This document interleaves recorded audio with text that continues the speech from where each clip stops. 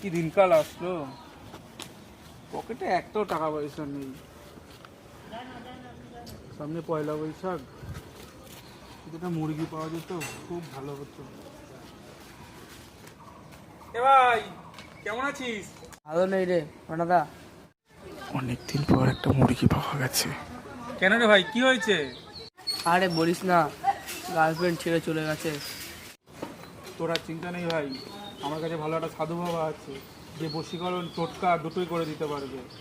তুই তোর গার্লফ্রেন্ডকে ঠিক খুঁজে পাবি, কিন্তু তোকে কিছু খরচা করতে হয় মাল করে। ঠিক আছে, আমাকে নিয়ে এসো সাধু বাবার কাছে। চ, এখনই নিয়ে যাচ্ছি। তারা একটা ফোন এসছে আমার, একটু কথা বলে আসছি। এবার তো ভালো একটা মুরগি পেয়েছি, সামনে তো পয়লা বৈশাখ, ভালো করে জবাই করে নি, এই ধান্দা এখন, ঠিক আছে? আচ্ছা শোন, আমি তোকে সব বলে দিই। ওর নাম রাজ, ওর গার্লফ্রেন্ডের সমস্যা, গার্লফ্রেন্ডের নাম শরণ্যা। আচ্ছা শোন, তোর কাছে ওকে আমি নিয়ে যাচ্ছি, ঠিক আছে? তারপর যা বলার আমি তোকে বলে দেবো ওখানে। হ্যাঁ দাদা, ঠিক আছে। হ্যাঁ আয়, এটা আদি জাদুঘর চলে যাবে, তাড়াতাড়ি চল।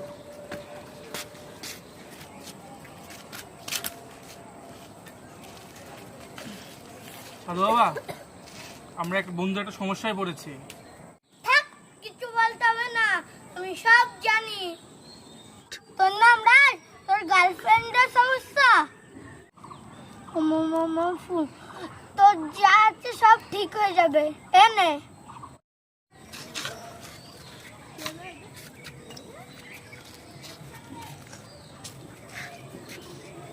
মশাই আপনার দক্ষিণটা।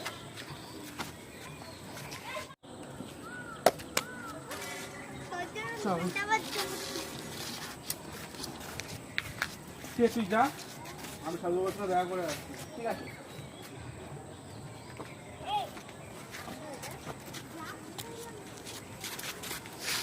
কিরে ভাই, দারুণ হলো। কালকে আজকে দুখানা মুরগি, তে আমার ভাগটা। শোন, যদি এরকম পাই আবার নিয়ে আসবো, যা হবে তোর আমার 50-50 হয়ে তো যাবে।